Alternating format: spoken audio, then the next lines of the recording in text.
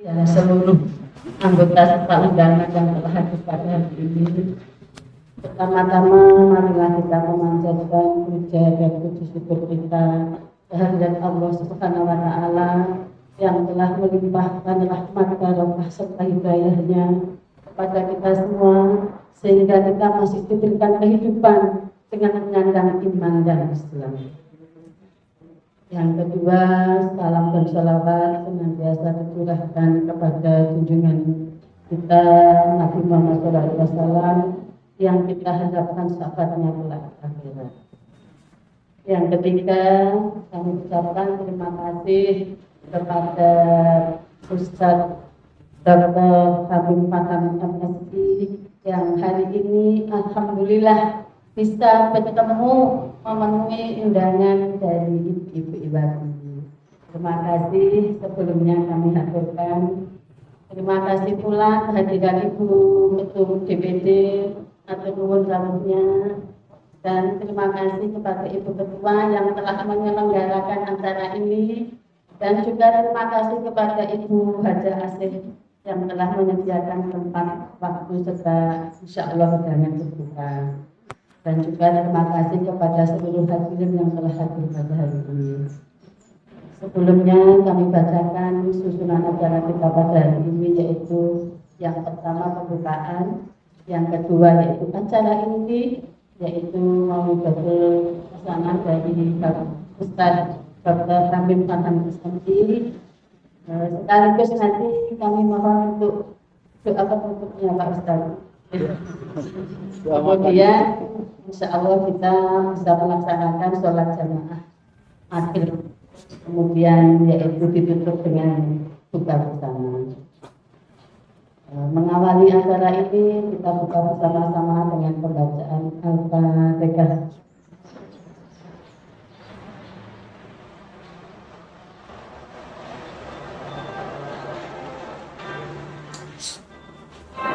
Yaitu menjadi alamin. Selanjutnya yaitu acara sambutan yang akan disampaikan oleh Ibu Ketua DPD Kabupaten Gresik, yaitu Ibu Hajah Wilis Selawati. Kepada beliau waktu dan tempat dipersilakan.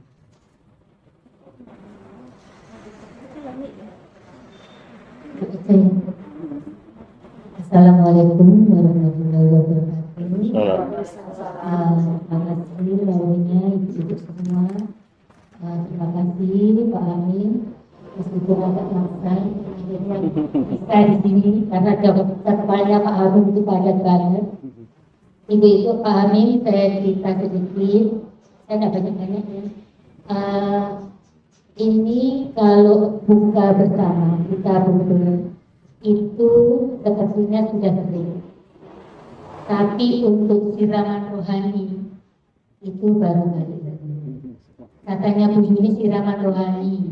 Jadi saya tidak berani dekat, nanti kalau siraman telas sampai mulai. Matur Bu Asih yang bisa untuk ini ya buat acara, dan terima kasih Ibu Ketua DPD Musarawo.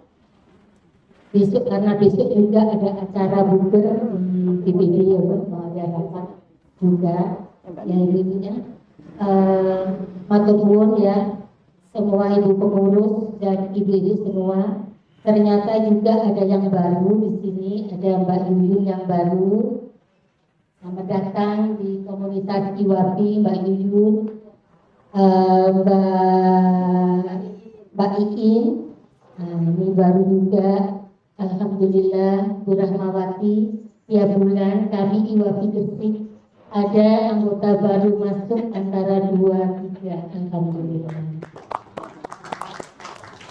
Dan nanti ini 1 minggu lagi kami tiap acara tahunan ada bakti sosial untuk santunan anak yatim dan kaum duafa. Tahun kemarin kita disupport sama Arina. Insya Allah tahun ini disupport Oizo. Tidak apa-apa, kita swadaya sendiri. Dari teman-teman nanti dikumpulkan ke Ibu Wiwi ya. Nanti ibu-ibu sanggulnya dikirimkan ke Bibi, tambah suwi tambah anak. Karena kedoakan setelahnya enggak. Saya ibu-ibu ya, biar tidak panjang karena waktunya ini sudah 4:30. Saya serahkan ke Bibi lagi ya. Assalamualaikum warahmatullahi wabarakatuh.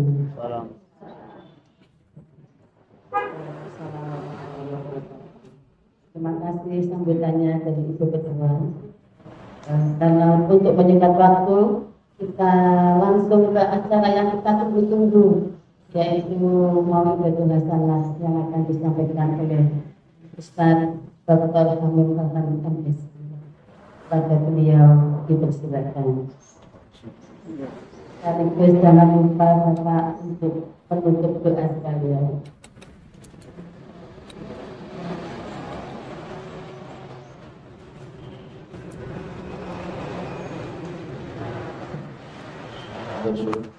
Bismillahirrahmanirrahim. Assalamualaikum warahmatullahi wabarakatuh. Alhamdulillahi wa bihamdihi Allahu subhanahu lam yalid wa lam yulad wa lam yakul lahu kufuwan ahad. La ilaha illallah wa la syarika lah. Sallallahu Muhammadan abduhu wa rasuluhu la nabiyya ba'dah. Wa la haula wa la quwwata illa billah. Wa la ta'ala Al-Qur'an Karim. A'udzu billahi minasyaitonir rajim. Bismillahirrahmanirrahim. Wa la taqfu ma laysa laka bihi ilmun alayya. Pertama, alhamdulillah kita bisa silaturahim. Jadi niat kami itu, saya secara pribadi, ya kami niati sebagai silaturahim yang asalnya nggak kenal menjadi kenal.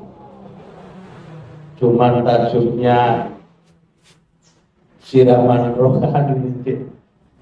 Jadi langsung kami buat memahami. Ada lagi mau itu khasana. Sebenarnya saya itu hanya tutur tinular lebih bagusnya. Jadi hasil saya dituturi, saya tularkan ke panjenengan dan saya berterima kasih karena kemarin juga dari awal diminta melalui Unimis ya. Salam. Ada yang mohon katanya kalau pengajiannya supaya guyonan, biar nggak tegang. Monggo. Akhirnya nggak keliru tak kalau saya yang isi, karena kalau guyonan mestinya manggil kirun supaya bisa guyon. Tapi nggak apa-apa, alhamdulillah. Dan sebelum saya masuk kepada materi ini, ibu-ibu insya Allah sudah dengar ya dialognya, Sudah saya kirim di. bukan dialognya anaknya Pitik sama induknya itu ya? Belum. Masuk belum Pak? Ceritain aja, Pak. Belum enggak? Oh belum, yang kedua, betul. Itu menjadi bagian dari pengingat kita sebenarnya.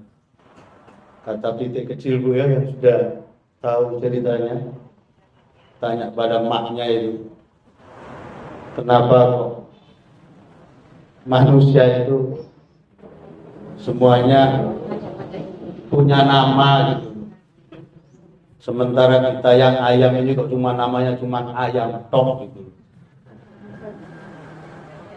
Sedangkan manusia itu kecil-kecil aja sudah pada punya nama, Suwandi, Kamil, Rohman, Sianturi dan lain-lain. Dan menggugat katanya nggak adil. Tapi maknya bijaksana. Lah ini saya bicara mak ya, karena di depan kami semua ini ibu-ibu mak. Maknya memberikan sebagai mukadimah ya. Bagus saya melihat cerita ini. Kata maknya nggak usah iri kepada manusia. Karena manusia itu memang ketika hidup namanya banyak. Tapi ketika mati, namanya cuma satu, yaitu mayat gitu aja. Berbeda dengan kita ayam kata induknya itu. Ketika kita hidup, namanya cuma satu ayam. Tapi kalau sudah mati, namanya banyak. Ada ayam kremes, ayam kecap, ayam balado, ayam geprek, dan lain-lain. Sehingga diyakinkan pada anaknya tadi nggak usah iri kepada manusia. Dan yang kedua kata maknya, kalau manusia itu sudah mati, sudah nggak ada manfaatnya. Bahkan tempatnya cuma satu, hanya di kuburan.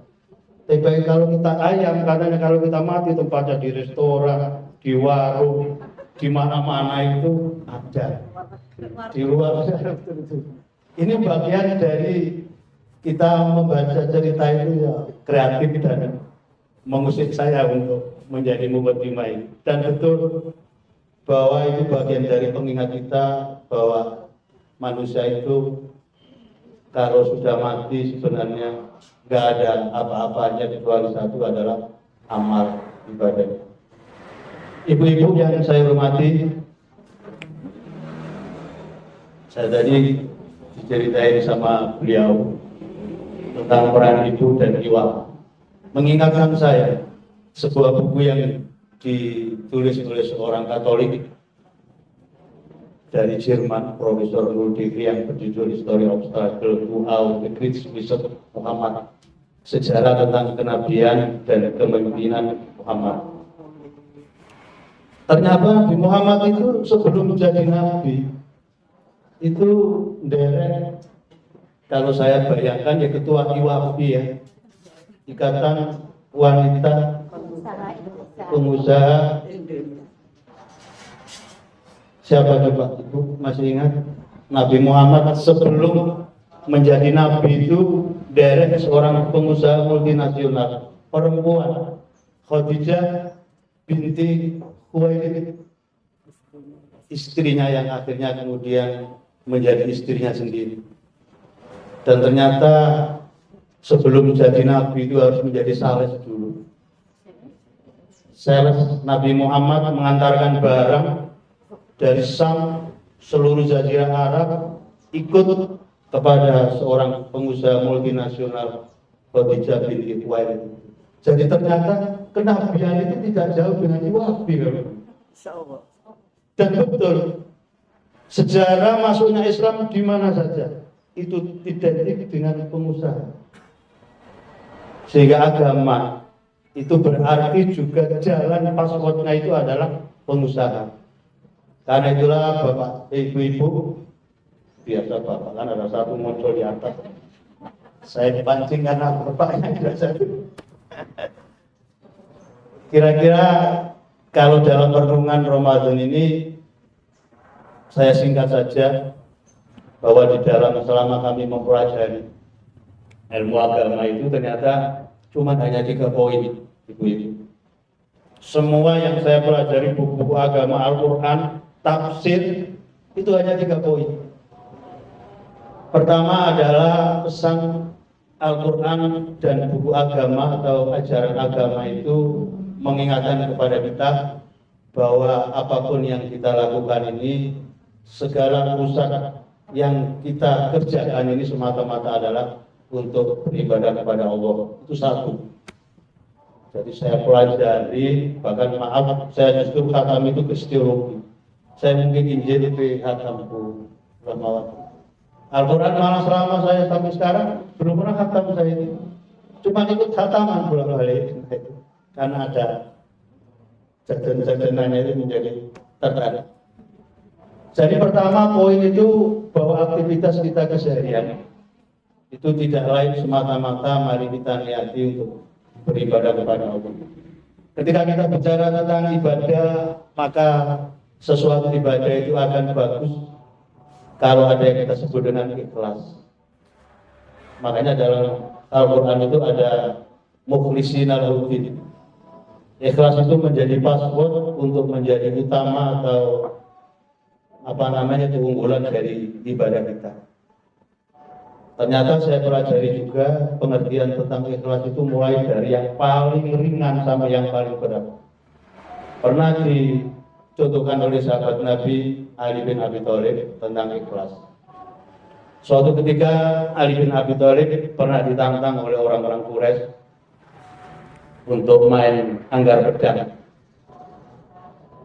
Waktu itu Ali bin Abi Thalib diutus Rasulullah untuk berdakwah di beberapa bagian negara, tapi ketika berjalan ketemu dengan serombongan orang Quraisy dan para pendekar-pendekar Quraisy itu menantang kepada Ali. "Li, Anda saya tantang 1 lawan 1 main pedang." Padahal dalam sejarah Ali itu luar biasa main anggar pedang. Seandainya ada olimpiade gitu, Ali bin Abi Thalib sejuara. Akhirnya diiyakan sama Ali. Ketika main pedang itu, persis cerita akhirnya pedangnya Ali ada di lehernya orang Quraisy tadi. Ujung pedangnya tinggal narik seret gitu aja sudah patah lehernya orang Quraisy tadi. Tapi apa yang terjadi ibu-ibu? Ketika pedangnya Ali ada di lehernya orang Quraisy, lalu kemudian orang Quraisy itu meludah dan pas di wajahnya Ali. Coba kalau kita ditantang, dipanas-panasi, ada rekomendasi dari Nabi sebagai jihad, diludahi lagi. Mungkin kira-kira kita marah. Tapi apa yang terjadi ibu-ibu? Justru sebaliknya. Di dalam cerita itu Ali menarik pedangnya, lalu dimasukkan ke sarungnya lagi, kembali ke barisan sahabat-sahabat. Sahabat-sahabat heran, "Li, kenapa kamu kok mundur? Pertama kamu ditantang, yang kedua dipanas-panasi, diludahi lagi." Apa kata Ali, ibu? "Sahabat saya ini diludahi. Saya khawatir nanti kalau saya tarik pedang saya dan memutuskan lehernya orang Quraisy tadi, niat saya bukan ikhlas lillahi ta'ala karena emosi saya." Jadi Ali tidak mau mencampurkan persoalan kepentingan pribadi di dalam jihad yang disebut ikhlas itu tadi. Itulah makna tentang ikhlas yang pertama dan menjadi poin semua pelajaran agama yang kita ambil itu, bahwa segala sesuatu harus semata-mata untuk ibadah kepada Allah. Saya yakin dari rumah kalau kita niati kesini kumpul, walaupun dalam sebuah organisasi kewanitaan atau perempuan tentang pengusaha, tapi kita selalu meniati bahwa itu adalah ibadah, maka sesuatu itu akan memiliki keunggulan dan barokah yang tersendiri. Yang kedua, kalau kita ambil inti dari semua pesan-pesan Quran, hadis dan ilmu agama, yang kedua adalah memberikan peringatan kepada kita bahwa apapun yang kita lakukan, kalau yang pertama tadi semata-mata ibadah kepada Allah, maka yang kedua adalah demi untuk kemanusiaan. Saya yakin apa yang diprogramkan di Wafi juga ini, walaupun basic marketnya itu adalah pengusaha, bisnis, tapi kami yakin seperti beliau cerita tadi, ada kegiatan-kegiatan sosial, kegiatan-kegiatan kemanusiaan, dan itu bagian dari sesuatu yang memang menjadi inti dari pesan-pesan semua agama, saya kira termasuk agama Islam, yaitu demi kemanusiaan. Makanya kita kenal dalam Al-Quran khairun nas anfa'uhum linnas. Kita tidak disebut makhluk yang baik kalau tidak kita memiliki potensi untuk memberikan manfaat bagi diri kita dan orang lain. Ini bagian dari, mungkin saya kira misi Wafi itu menjadi sesuatu yang tidak korupnya itu bisnis, tapi ada persoalan-persoalan kemanusiaan itu menjadi keberkahan sendiri. Dan saya melihat beberapa sejarah orang-orang yang berhasil itu adalah memiliki ciri potensi untuk memberikan manfaat kepada orang lain. Kita ambil contoh ibu, dulu di Jombang ada seorang pemuda yang namanya Hasyim Ash'ari. Ketika remaja kemudian dewasa, dia memanfaatkan tanah orang tuanya. untuk didirikan madrasah dan langgar. Karena beliau jiwanya memiliki potensi untuk memberikan manfaat kepada orang lain. Akhirnya kemudian beliau menjadi seorang sukses, seorang terkenal, bahkan menjadi seorang pendiri Nahdlatul Ulama dan menjadi kiai karismatik di Indonesia. Karena apa? Karena jiwanya memiliki potensi untuk memberikan manfaat kepada orang lain.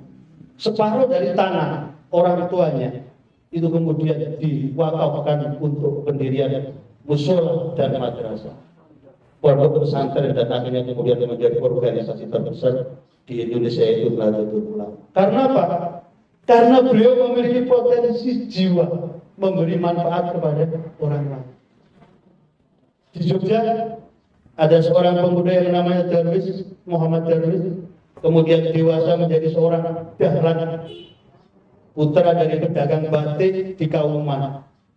Karena jiwa beliau juga memiliki potensi memberi manfaat kepada orang lain dalam hidupnya. Separuh dari hasil penjualan orang tuanya batik, lalu kemudian diinfakkan untuk mendirikan panti asuhan, panti jompo. Akhirnya kemudian seorang dahlan besar menjadi seorang tokoh yang sukses dan berhasil, dan sekaligus menjadi pendiri dan pemimpin Muhammadiyah, salah satu ormas terbesar kedua juga setelah NU di Indonesia. Karena apa? Karena beliau memiliki jiwa memberikan manfaat kepada orang lain. Dan tidak hanya orang Islam. Saya membaca biografinya Bill Gates, seorang terkaya yang pernah dinubatkan oleh The Times, sebuah majalah Amerika yang memiliki Microsoft komputer. Bill Gates, ternyata saya melihat biografinya luar biasa.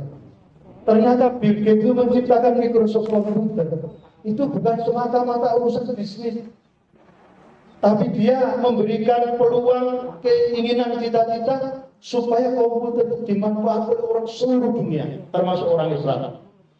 Bahkan saya waktu itu pernah menyesal di pondok pesantren itu, pernah belajar ilmu parfait, pembagian waris, itu ngeluh saya dulu. Harus ngapalkan pintu, benit, macam-macam. Dengan Microsoft komputer ada sebuah program untuk membagi waris, itu cuma hanya memerlukan durasi 2 menit.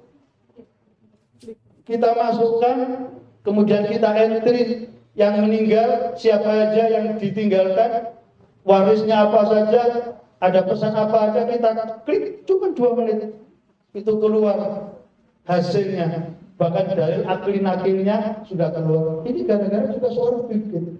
Makanya Bill Gates kemudian menjadi seorang yang sukses.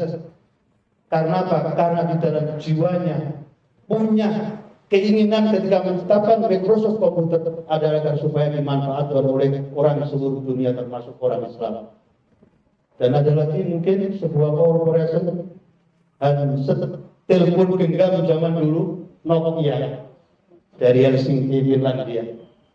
Ternyata Nokia juga tidak hanya meraih rating tertinggi di dunia sebelum kebanjiran HP Cina, bahkan di dunia menempati rating tertinggi. Karena apa? Karena Nokia ternyata diciptakan adalah untuk membangun silaturahmi. Makanya slogannya Nokia, Connecting People. Ini semua adalah konsep orang Islam. Luar biasa. Saya kadang-kadang merasa iri. Kenapa orang Barat yang non-Muslim justru di dalam core brand market bisnisnya itu memakai konsep-konsep Islam, connecting people, menyambung silaturahmi antara satu dengan yang lain, dunia satu dengan yang lain. Makanya waktu itu Nokia merajai pasaran di dunia sebelum kebanjiran teknologi HP Cina sampai sekarang. Ini menunjukkan bahwa sesuatu niat, kalau kita tidak hanya sekedar memberi manfaat untuk diri kita sendiri, tapi memberi manfaat pada orang lain, maka itu menunjukkan dalam sejarah banyak orang-orang yang sukses karena hidupnya tidak sekedar memberi manfaat bagi dirinya, tapi bagi lingkungan dan orang lain. Makanya betul, khairun nas anfa'uhum linnas. Dan moga-moga IWAPI ini juga tidak sekedar kumpulan, kata beliau tadi, rutinitas ibu-ibu yang membahas sekedar core bisnis saja, tapi ada pemberdayaan, ada pembinaan, dan ada persoalan-persoalan kemanusiaan yang diangkat, dan itu adalah menjadi amalan kita masing-masing. Masing-masing kita sebagai anggota ini, kalau sekedar sebagai core bisnisnya, maka tidak akan menjadikan sesuatu kebanggaan dan kebahagiaan. Tapi unsur keberkahan, unsur manfaat ketika kita kumpul memberi sesuatu manfaat pada orang lain, itulah menjadi core. Moga-moga juga menjadi inisiasi yang mengilhami, bahkan menjadi background dari kegiatan IWAPI, khususnya IWAPI di Kabupaten Gresik. Itu serangkaian bahwa ternyata persoalan-persoalan itu menunjukkan yang kedua, bahwa kita ini tidak lepas dalam hidup memang harus memberikan manfaat kepada orang lain. Sholat kita saja ini mesti diawali dengan takbiratul ihram, tapi juga diakhiri dengan salam. Salam itu sebenarnya garansi kita untuk menselamatkan lingkungan kita. Makanya sholat itu assalamualaikum. Assalamualaikum itu memberikan keselamatan bagi lingkungan. Artinya bahwa hidup itu tidak bisa sendiri. Tidak semata-mata kebaikan itu hanya dihitung garis kita kepada Allah, tapi sejauh mana kita memberikan arti dan makna kepada lingkungan, kepada sosial, kepada kemanusiaan. Karena itu bagian dari semua ibadah, tidak lepas dari itu. Coba syahadat aja ada dua. Syahadat tauhid sama syahadat rasul. Artinya ada unsur ketuhanan, ada unsur kemanusiaan. Sholat itu tadi, haji sama. Haji itu panggilan Allah. Kita hubungan dengan Allah. Tapi di akhir haji ada idul kurban. Kita berbagi kemanusiaan. Zakat jelas. Ada unsur ketuhanan, tapi ada unsur kemanusiaan. Semua ternyata dalam hidup kita tidak bisa sendiri. Makanya Nabi Adam sendiri saya kira kurang apanya dijamin otomatisasi dan kelengkapan di surga. Tapi ternyata kalau cuma sendiri nggak ada ibu Hawa juga nggak enak. Dan kalau di surga cuma sendiri berdua juga nggak enak. Nggak tahu itu skenario Allah apa, akhirnya kemudian Adam dan Hawa kemudian diturunkan ke muka bumi, akhirnya melahirkan kita semua. Ini menunjukkan bahwa secara sosiologis manusia itu tidak bisa lepas dan tidak bisa hidup sendiri. Tetap kita masih membutuhkan kepada orang lain.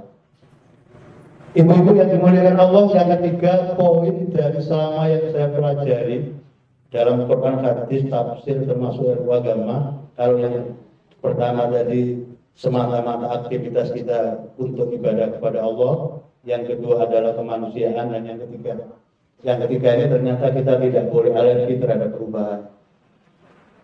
Al-Quran ini walaupun diturunkan di Arab, tapi secara kontekstual kita beradaptasi. Makanya saya pernah ditanya pada mahasiswa, Pak, kenapa Al-Quran itu kok isi tentang zakat binatang menyebut unta, domba, dan lain-lain? Ya saya jawab, karena secara sosiologisnya Islam itu pertama diturunkan di Arab. Secara habitat ekosistem binatang yang hidup di Arab itu ya domba sama unta. Makanya yang tertulis dalam hadis zakat binatang itu ya domba dan unta. Coba kalau Islam pertama diturunkan di Gresik, mungkin ayat tentang zakat binatang itu bandel. Atau seandainya diturunkan di Papua, Cendrawasih. Seandainya Islam pertama diturunkan di Lampung, mungkin yang diadopsi oleh ayat dan hadis tentang zakat binatang mestinya gajah. Nah, yang nggak enak kalau Islam pertama turun di Menganti, dari selatan, maaf yang menjadi Menganti, mungkin begitu paling jadikan zakat. Ini secara sosiologis, makanya ada asbabun nuzul, ada asbabul wurud, ada sebab-sebabnya. Semua itu karena secara tekstual dan secara kontekstual. Makanya saya masih ingat dulu Ibu, ketika kuliah, maaf saya dulu kuliahnya saya ikut organisasi garis keras HNI yang menolak Pancasila saya. Makanya saya alhamdulillah pengalaman itu sampai saya kuliah S1 aja 7 tahun. Saya selalu cerita sama mahasiswa, jangan ditiru. Saya jadi mahasiswa abadi, tapi dari perjalanan tanda petik yang menderita itu menjadi kami semakin kokoh. Berapa kali bolak-balik kita ketemu polisi Kodim itu, disetrap, di penjara 1 minggu itu sudah biasa. Tapi alhamdulillah tuh orang tua malah nggak kiriman makan gratis. Di penjara seminggu gantian. Zaman Orde Baru pada waktu. Dan luar biasa. Sampai pernah kami itu ngadakan acara basic training HMI yang tolak Pancasila, bukan sebagai dasar negara loh, cuma sebagai asas tunggal. Itu pernah kami ngadakan kegiatan di Gua Selarong di Jogja. Itu tempat persembunyian di Ponorogo. Dulu kami bayangkan di Ponorogo dicari Belanda aja nggak ketemu gara-gara sembunyi di gua ini. Kita kegiatan itu sembunyi-sembunyi itu, walaupun akhirnya kebongkar juga. Ini bagian dari pengalaman ya, bahwa kita semakin diuji, dibenturkan itu ya seperti mutiara, nggak akan menghasilkan kualitas yang bagus kalau mutiara itu kita tidak diangkat dulu dari batu bongkahan, lalu dikepruk, digerinda, diasah, sampai akhirnya kemudian menciptakan, melahirkan kilatan steril yang kemudian itulah menjadi ciri khas kualitas kemahalannya sebuah permata dan batu mulia. Ini bagian dari sebuah proses. Saya kira kita semua sepakat tentang. Nah, yang ketiga, inti yang dari semua ajaran yang kami pelajari tadi adalah bahwa kita ini tidak boleh alergi terhadap perubahan. Saya masih ingat zaman kecil saya dulu di kampung di Paciran. Orang tua saya dulu kalau keramas itu pakai apa? Merang. Bayangkan. Merang, busanya merang, pakai keramas. Air londo. Itu dulu. Tapi dengan teknologi kosmetik sekarang luar biasa. Sampo tidak hanya membersihkan rambut, tapi bisa meluruskan, bisa melumbangkan rambut dan lain-lain. Ini bagian dari perubahan yang luar biasa. Ini bagian dari sesuatu yang tidak hanya masuk kepada secara sosiologi, secara agama juga kita diajak untuk berubah. Nah, ini tantangannya itu. Saya masih ingat guru agama saya dulu menjelaskan najisnya air itu hanya 3 ciri: perubahan warna, bau, dan rasa. Itu secara fikih, secara klasikal. Tapi kemudian dengan teknologi sterilisasi, ozonisasi, air comberan bisa dirubah menjadi air layak minum. Singapura sampai hari ini basis minumannya itu dari comberan. Dan jangan lupa juga di Arab Saudi, jangan sampai keliru disebut air Zam-Zam. Itu penyulingan air laut sebagai air yang di Arab Saudi di Masjidil Haram. Nah, pertanyaannya kita sebagai orang Islam, kira-kira dengan teknologi itu lalu apakah air mineral, air aqua itu bisa kita pakai untuk wudhu? Ini pertanyaan kita loh. Islam lahir pertama secara klasik, teknologinya nggak ada apa-apa. Rasulullah nggak mengenal tentang ozonisasi, tidak mengenal sterilisasi. Tapi gimana? Ini tantangan kita sebagai orang Islam terutama. Tentang kaifiyah tayamum misalnya. Guru agama saya dulu mengajarkan sederhana. Tayamum itu hanya mengebakkan tangan di tembok, kemudian kita usapkan di wajah sama tangan. Karena ayatnya sederhana, fatayamamu soidan toyibah. Tapi kira-kira kalau kita sekarang tayamum pakai bedak boleh nggak? Kok bedak Pak Long tinggal di sini polutannya tinggi. Kalau kita tayamum melepas di tembok-tembok dengan polutan tinggi apa nggak korengan nanti? Debu. Kalau korengan juga melanggar agama. Nah kira-kira kita bedak itu kita pakai tayamum boleh apa enggak? Tantangan kita loh. Bahkan kemarin saya cobakan di Al-Iksan sini tentang teknologi revolusi industri 4.0 itu nanti akan merubah perilaku semua manusia. Salah satunya contoh nanti yang digagas oleh Profesor Schwab itu, nanti angkutan-angkutan itu sudah tidak ada supir dan keneknya. Ini menjadi tantangan kita. Islam ditanyakan tentang persoalan perkembangan. Tentang tadi itu kalau tayamum boleh apa enggak? Bahkan teknologi bedak tidak hanya menghaluskan wajah ya. Saya masih ingat kecil dulu bedaknya orang tua saya pipa. Pipa yang karungan itu ya.